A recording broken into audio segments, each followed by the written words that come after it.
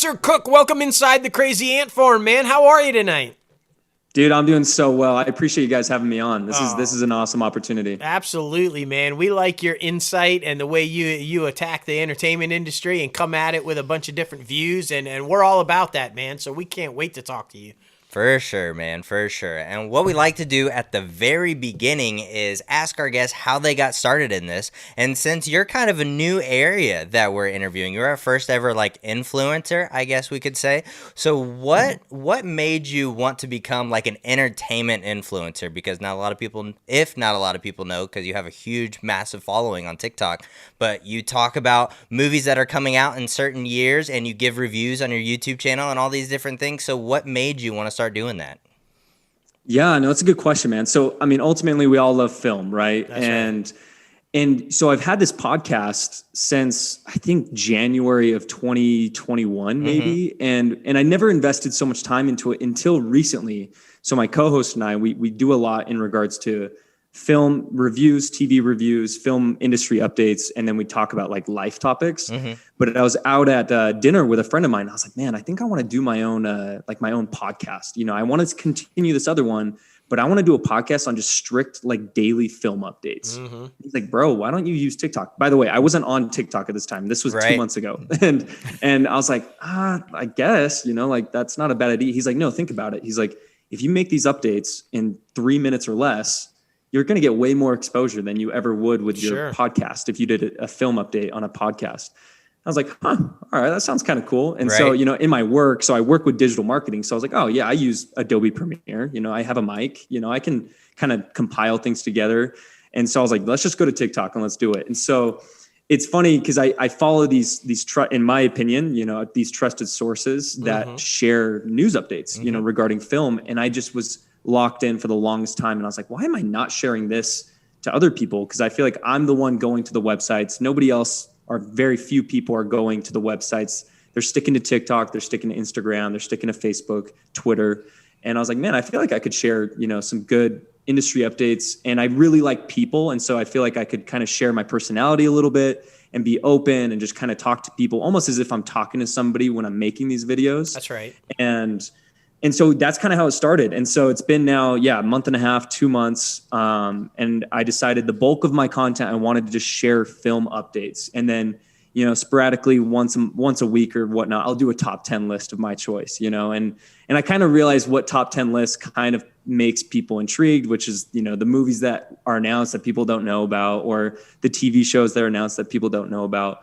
But it's ultimately my goal from the very beginning, from getting into digital marketing, was I wanted to work in film. And I was like, how do I get there? You know, I tried college. It wasn't my thing. You know, I invested my own money into it and I enjoyed my experience there, but I thought, how am I going to get there without, you know, the whole college degree and, you know, the connections that come from that? I said, cool, let's get into the media world. Let's learn the media world. And I was like, cool, how can I get into film in kind of a trending way? And I was like, well, TikTok is kind of booming. So I was like, let's go to TikTok and let's make videos. And so it's been really cool because, you know, I've had messages from you guys, and I've actually had a couple independent filmmakers who are like, hey, can you review my movies?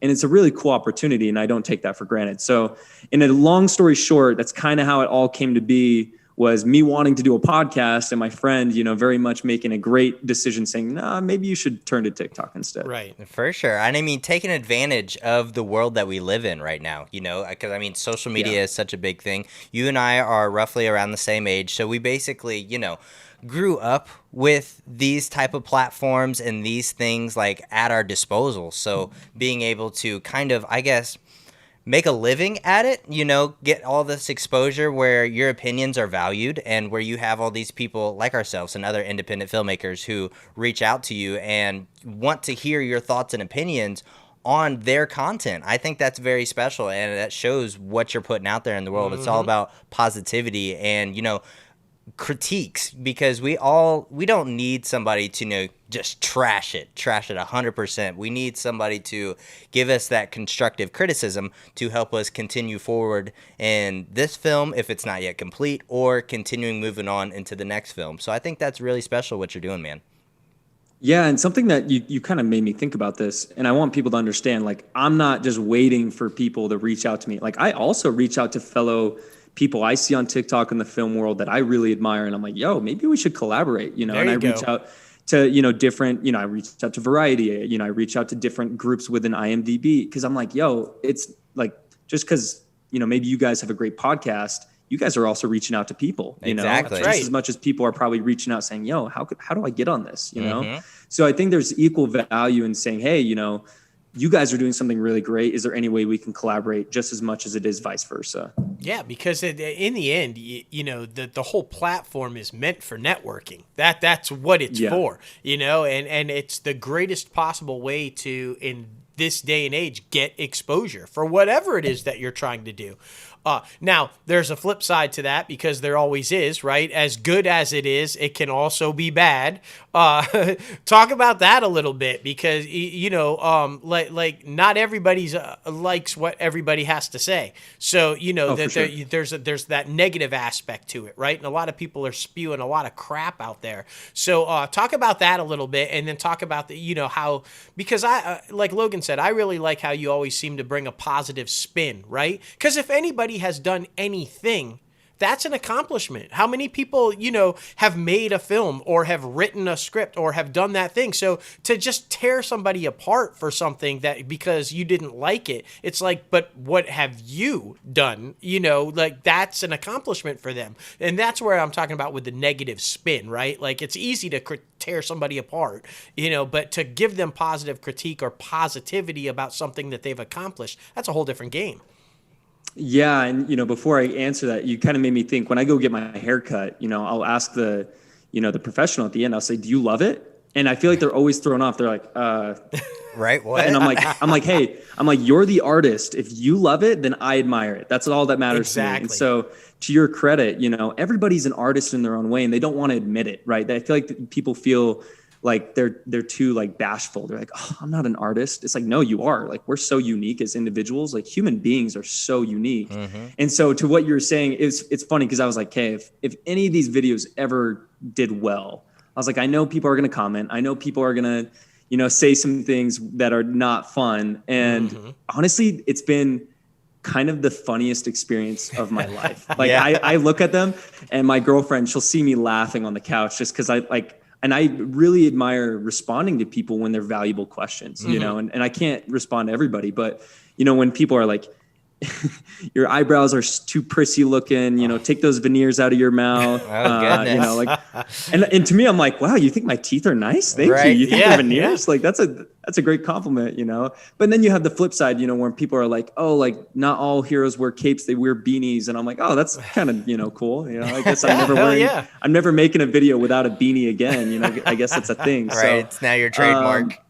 Yeah, exactly. So, I mean, every video I will say, like, and I go through it and I'll try to scroll through and there's a ton of negative comments, but at the end of the day, I think people find value in sharing an opinion one way or another, whether it's good or bad. They just want to be seen in some type of light.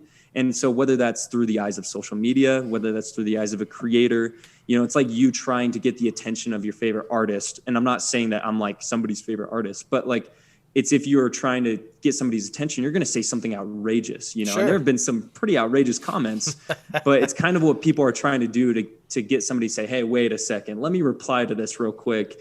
And I feel like I've learned pretty quickly that it's just not worth it. You know, if it's not going to be constructive to the conversation in the video, then it's not really going to be worth my time, nor is it going to be worth anybody's time to see, you know, this conversation. And I'm sure you guys see it on your own, you know, absolutely. What you follow on TikTok, you know, even with your own channel, you know, when people even indulge in conversations between them and somebody else, not even me on my own video, it's almost distracting from the message that's happening in the video. It's like, oh, we're not talking about race. We're not talking about politics. We're not talking about money. We're talking about this film that's coming out. You know, it's like, it's an interesting conversation. But yeah, I think it's been really cool to kind of understand, you know, the comments that come through and the negativity, but also looking at it through a kind of a light perspective and say, you know what, like at the end of the day, like people are just they're just going to be them. They're not trying to hurt me by any means. They're just trying to maybe gauge some attention in Yeah. one way or another. For Absolutely. sure. And I mean, with putting yourself out there like that, we've been talking about a lot on the podcast is mental health.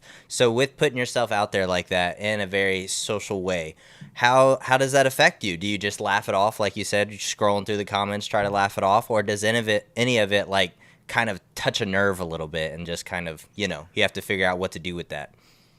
Good question. I feel like honestly, my own like videos, I think like teach me the most with my mental health. Cause like I'll go watch my first video and I'm like, man, was I really that bad? Like, but it's like none of the comments make me feel that way. It's almost like me looking at myself like, man, did you not think that this was not like good, But to your point, just in the grand aspect of everything, mental health is huge. Mm-hmm. And for me, I meditate every day. And so, and I do it a little bit different. I just go on a walk. So I'm staring at my screen all day, every day, because I do digital marketing and I need to get away because I work from home. So I go on a walk for about 15 to 30 minutes. And it might sound weird, but I talk to myself, I just kind of say, hey, how are we feeling? Are we feeling good? What's kind of on your mind? What's holding you back? And that, in a sense, relieves any of that kind of mental buildup that might come from maybe somebody's comments. Maybe if I didn't do that, somebody's comments would kind of push me over the edge a little bit. I will say there have been moments where people make comments that are fully just not involved with the video that make me think, man, was it worth mentioning that? Because that doesn't apply. Right. But I wouldn't say it gets to the point where it like affects my mental health in any way. But that's a great question.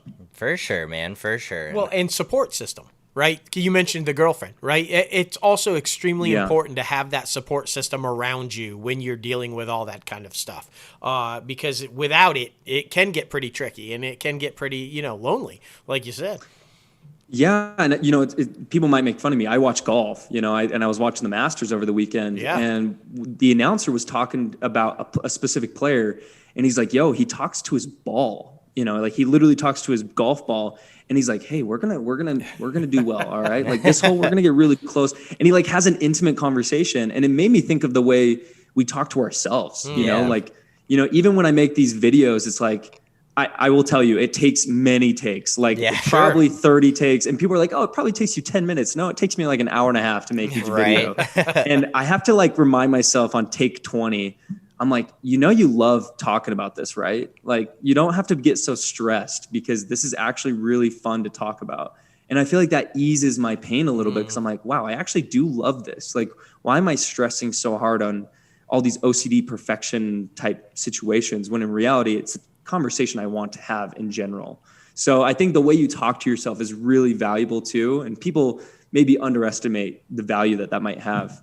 No, absolutely. Yeah, absolutely. For sure. And I mean, you brought up the freaking having to deal with all these different platforms and having to deal with, the actual numbers and try to be a perfectionist because I know I am definitely. And, trying to figure out a perfect time for a podcast. So getting so stressed out and worked up. But then at the end of the day, I sit back and I look at it and I'm like, this is supposed to be something that him and I can just sit down for like an hour and a half and just talk about the entertainment industry and people just find joy in it. So, I mean, there's no need to, work myself up this much to try to be a perfectionist, to try to meet the YouTube perfect algorithm and all this different stuff. So, I mean, it's a very interesting balancing act because at one point you want to hit peak views or peak listens or peak subscribers, but at the same point you're like, this is just for fun. This is to put myself out there like that and to have fun and to bring forth the knowledge that I have about the entertainment industry and give it to other people as well. So I think that is also very important. Because I feel like if at some point or at any point it becomes about the likes, about the shares, about the comments, that is bad mental health waiting to happen there. I mean, you can't live your life based on validation from a like on TikTok. I mean, you can't do that. Yep. But let's bring it back a little bit positive because one of the things that's so great about your channel and about what you do is the passion that you have for the projects that you talk about, right? So I want to know, is your goal to continue? You said that you wanted to get into the film industry, that aspect. Is it to be a reviewer of, or are you interested in actually getting into the film industry in some capacity other than just an outsider reviewing? That's a good question. I live kind of by this motto where if it's not a definite yes, it's a definite no. So if somebody asks you something and you're like, you kind of have to think about it, in my opinion, that's no. Like if you have to try to convince yourself. And so when I think of like acting, in my mind, I'm like, oh, maybe it's like, okay, no, like it's not a passion of mine. Right. Right. And, directing, I love, maybe it's just because I admire directors probably more than I admire anybody else, like on a film set. Mm-hmm. And so I think that would be really intriguing. But really, I kind of got this idea to make this when I follow one person on YouTube. I'm subscribed to literally one person, and it's Cosmic Wonder. They talk, he talks all things Marvel, and he gives kind of the same gist, but he does just Marvel updates. Mm-hmm, mm-hmm. And, this guy has a great following. He's super authentic. He has trusted sources, and he gets to go to every single red carpet event for every Marvel film.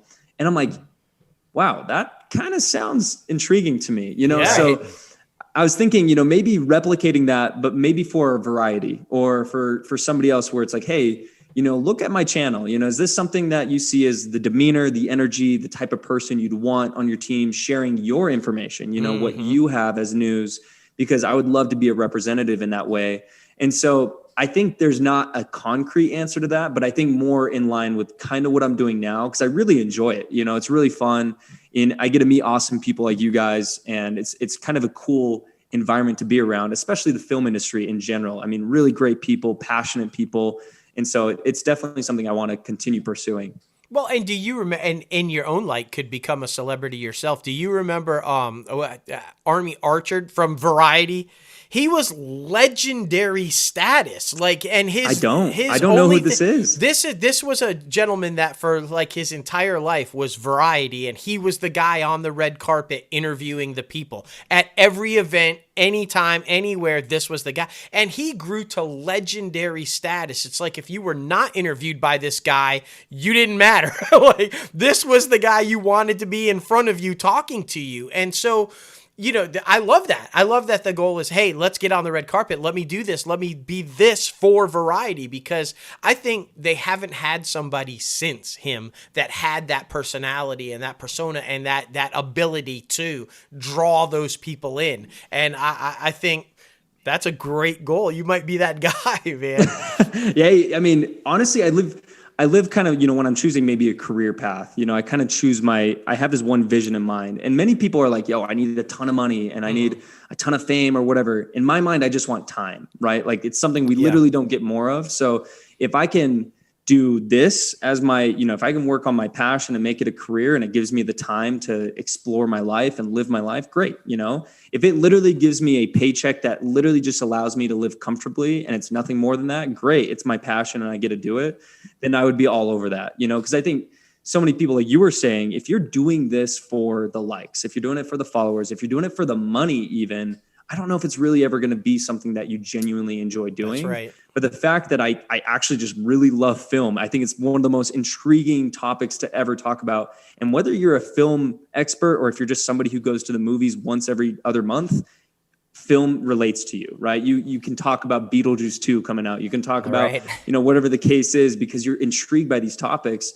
And so to your point, like I am conscious of it. I don't focus on, am I going to get this, to 1 million views? Am I going to get it to 10 million? It's more like, hey, is this good content? Because I want it to come across the way that I've read it and that I've learned that this is the news that's coming out. I want people to be able to understand it really well.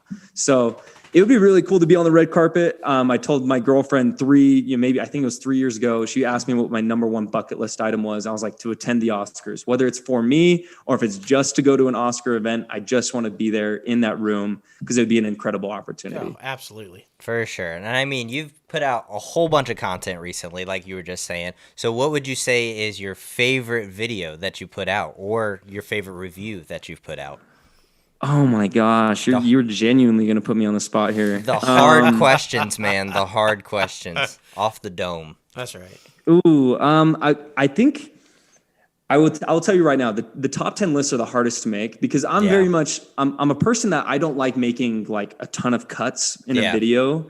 And so it's not like super fluid. I like making a video as close to like good as possible without making any cuts. And so the top 10 videos are hard because you have to remember a lot. Honestly, like if I'm thinking recently, I love the It video because I'm a big fan of the first one. You know, not the 1980s version, but the one that just came out in 2017. Yeah. And I loved that depiction and the nostalgia that comes with it. Very much similar to Stranger Things and the feeling that you have when you watch that show. And so being able to share that as a fan, you know, it's like, guys, like they're making an It prequel, you know, while the other ones are really cool, but it's almost like, oh, like, yeah, I like this, but I don't love this, you know, series. Right. It's almost like Christopher Nolan releasing Oppenheimer. He's my favorite director. So it's like, yo, like he's coming out with something new. It's really cool to talk about. So I'd say when it comes down to like my favorite videos, probably It, you know, that video that I made about the It prequel series being made at HBO Max, that's probably got to be up there. I love that, man. Yeah. Because, I mean, we literally talk about this shit on a daily basis. We probably, between the both of us, we have like 50 shows that we're watching on every single streamer. It is absolutely wild. Wait, I need to ask you guys then. I mean, come on. I can't be, you know, I can't be giving film updates and not ask you, what your favorite film of all time is. Because this is going to, yeah, and you have to pick one. Okay, you have to. And what would you say is your current favorite TV show? I'm not going to say all time, just favorite TV show that you're watching right now? The good stuff. Well, the one that inspired me to be a filmmaker, the one who wanted, like, it just made me want to create this type of content because I, like you, Christopher Nolan is my favorite director. So, and Heath Ledger is my all-time favorite actor. So, The Dark Knight, I have to say it because I can watch that film. You can't go wrong. Literally on repeat every single day, way throughout the year. Like it's honestly a perfect film to me. And so here's the thing. Now I'm old school because but yet it still is the same thing. The film that inspired me to want to be a filmmaker is also superhero related, and it's the granddaddy of them all, Superman the movie. The one to this day, Kevin Feige still makes people watch before they make a Marvel movie because that's the bar that everybody has to elevate themselves to. I love that. That tagline was, "You'll believe a man could fly." Well, this 8-year-old believed that man was flying, and I wanted to do that for the rest of my life. It's like, I want that to be the magic that I do. And so that inspired me. So it's so funny that the generation difference, but yet superhero, or what it was to inspire. I think it's the magic of that the film and the magic of these characters and like this thing, or whatever. So yeah, I've always thought that was really cool. Yeah, for sure. And for TV show, I'm just going to throw out 3 because these are 3 that are really impactful to me at the moment. Because him and I are writing a hour-long drama that is loosely based about us, but also, our aspirations and all this different stuff. So something that really helps with our character building and our character dynamic is Suits with Patrick J. Adams, like kind of throwing it back early 2000s, mid 2000s a little bit. Euphoria season 2, that shit was fucking amazing.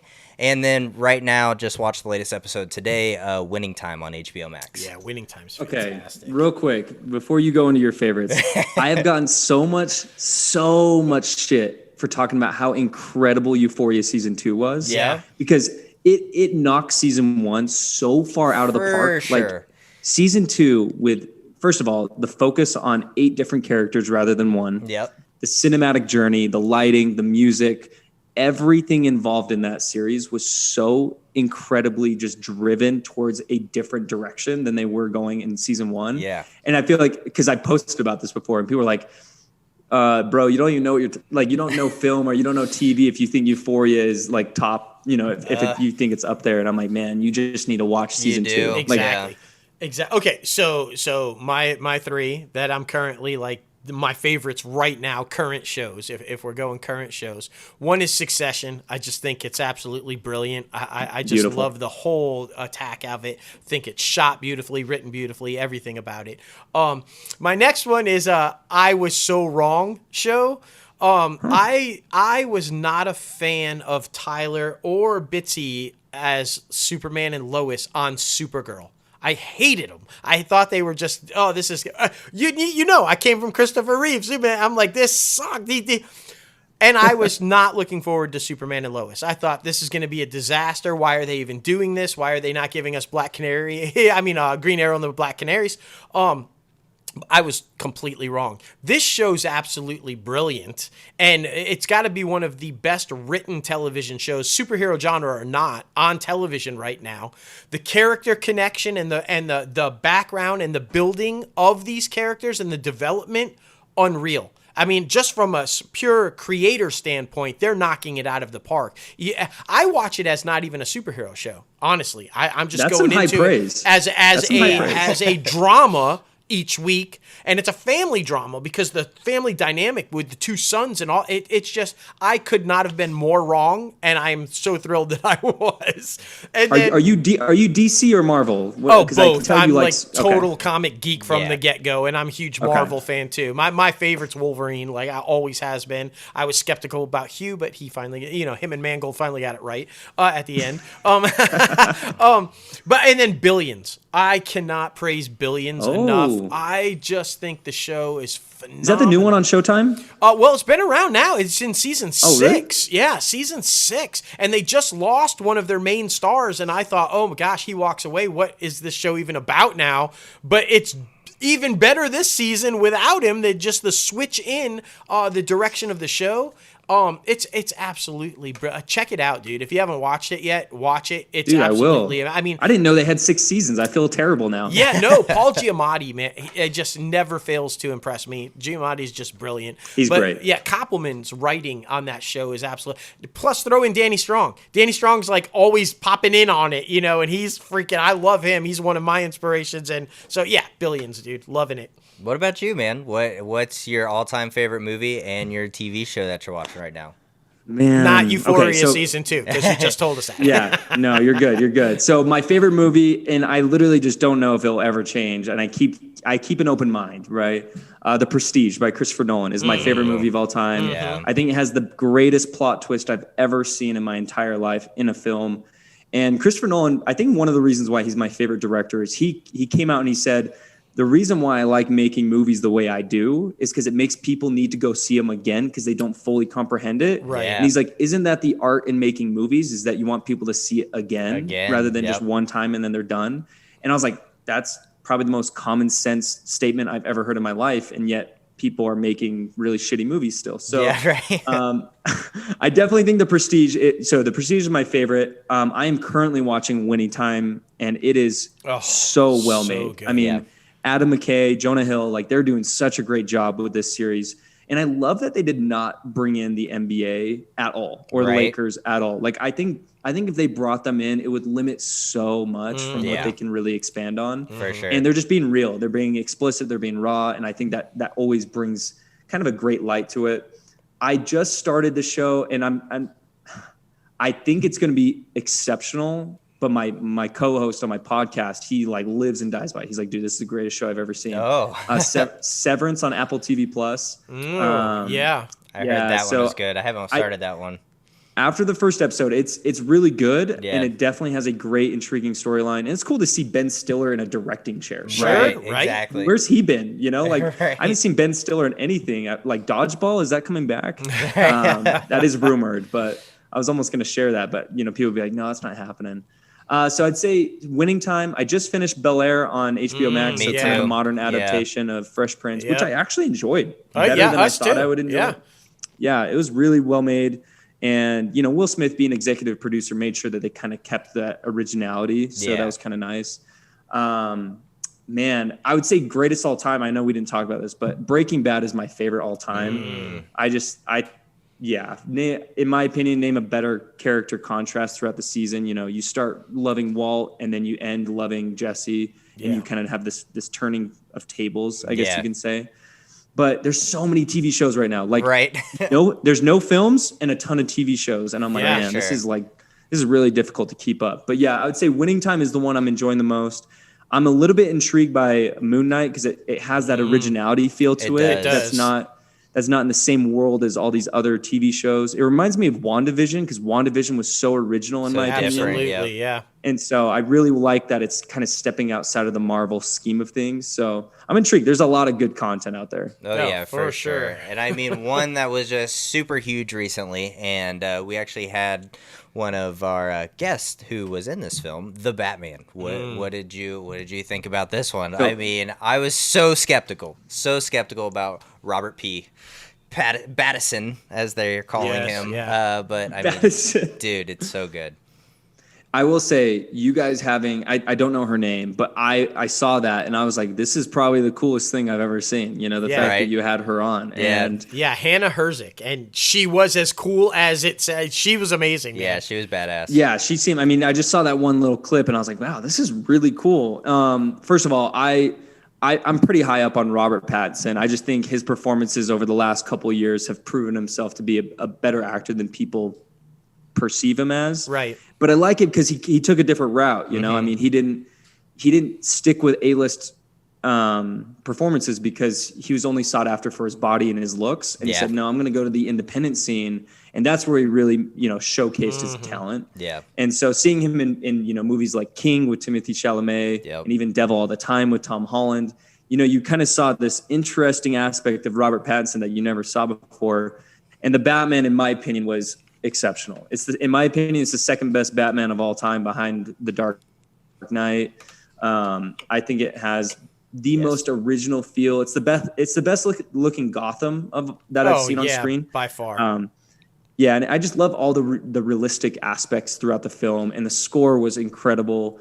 I mean, Paul Dano as the Riddler is like, wow. Yeah. Second to only Heath Ledger as the Joker, in my opinion. So I had very high hopes, and I felt like the Batman delivered on every expectation that I had. Exactly. Completely agree. And I mean, with you being, because we might have differing opinions about this, and it might turn the whole interview right here.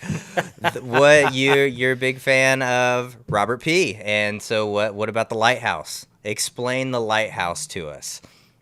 Literally the worst movie I've ever seen. Okay, good. Okay. Because we were struggling to stay through it. Like, we were just like, what is going on? It is absolutely crazy you bring this on because, so my girlfriend and I, we go to movies all the time and we will never leave a movie ever. Like, I don't care how bad it is.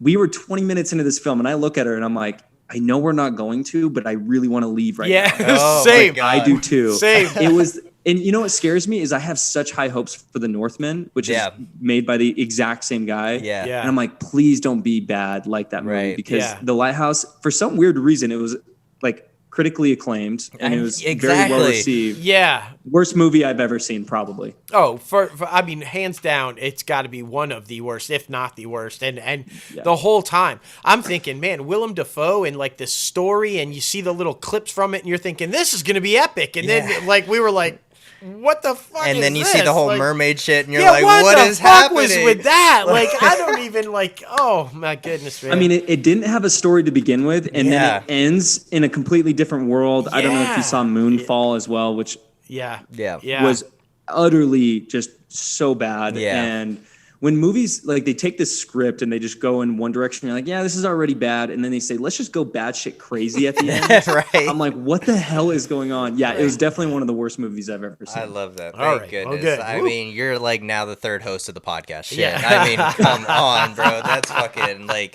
because we did not understand that. We were talking to people outside of the show and outside of the podcast about it, and they're like, oh, it's great. It's great. I'm like, I don't even know what's going through your brain right now. Maybe we can't be friends. I don't know. No. I'd like to talk to Pattinson about it. Like, what the fuck do you think about it, bro? Like, I mean, because it has to be some sort of like deep thought process about this thing that we just don't understand. There are definitely, like, if you look at the film, not as like a story, but you look at it like how it was made. Yeah. There's definitely aspects that are beautiful, right? Like the black and white was so authentic. And like the different, kind of the way they did the production design where it was very just like, I don't know how to explain it. It wasn't like fluid. It was just very like stagnant with different production sets. I was like, oh, I kind of like how they're doing this. The story was just so bad that it overlooks all of that, you know, and where you're just like, I can't even think about that stuff. If you're a filmmaker and you're looking for filmmaking aspects of it, it's fantastic. But then anything else pulled together, if you're looking for put it this way, if you're looking at it as a film, it's there's a lot to look at. If you're looking at it as a movie, it fucking sucks. Yeah. Like, That's a great way. And there's a difference, right? Like, there's a lot to love about the film. Holy sucks as a movie, though. That's so funny. Robert P. man. just wanted a job, all right? That's he just wanted, he wanted to work needed a with job. Willem Dafoe. Come on. I mean, who doesn't want to work with Willem Dafoe? Come on. Oh my goodness, man. Well, listen, dude, this has been absolutely amazing. We appreciate you for taking some time out of your busy schedule to come and get a little crazy with us on the podcast. You freaking rock. Tell everybody where they can follow you because we want them to see your awesome content. Dude, I appreciate you guys for having me. Literally, this is such a fun conversation. I'm very much open to just the smooth, open-ended, real conversations that anybody's willing to have. That's right. Yes, I'm on TikTok. My handle is @SpennyBoy23. I talk all things film. So film updates. We do top 10 lists. I'm on Instagram, same, SpennyBoy23. So you can find me there as well. That's mainly the two that I spend the most time on. I am on Facebook. Doesn't really matter to me. Yeah. But yeah, I'd say, yeah, give me a follow, reach out. I'm very much open. Like, I'm not one of those people that's like, oh, I'm going to look at you and I'm saying you're not good enough to reply. No, like Right. I reply to everybody because I'm no better than anybody else is. Like, we're all human beings. So, and I feel like you guys probably feel the same way. So, Oh, hell yeah, man. Hell yeah. yeah. But This has been great. I appreciate you guys. Dude, of course. Open invite anytime you ever want to come back on. We have a whole industry news segment that's basically an hour long. We go through each studio and talk about the news that comes out every single week. We have our interview segment. We also have top 5 segments where, different ones are like top 5 Leonardo DiCaprio films, top 5 just Batman projects in general, and just different things like that. So I think that would be really fun to have you back on. But dude, like I said, this was a blast. Open invite anytime. You're welcome, man. Don't tempt me with a good time. Right. There it is. I love it. Well, listen, take care, and we'll be talking to you soon. Sounds good. Have a good one, guys. You too, Yep, man. you too, man. See ya.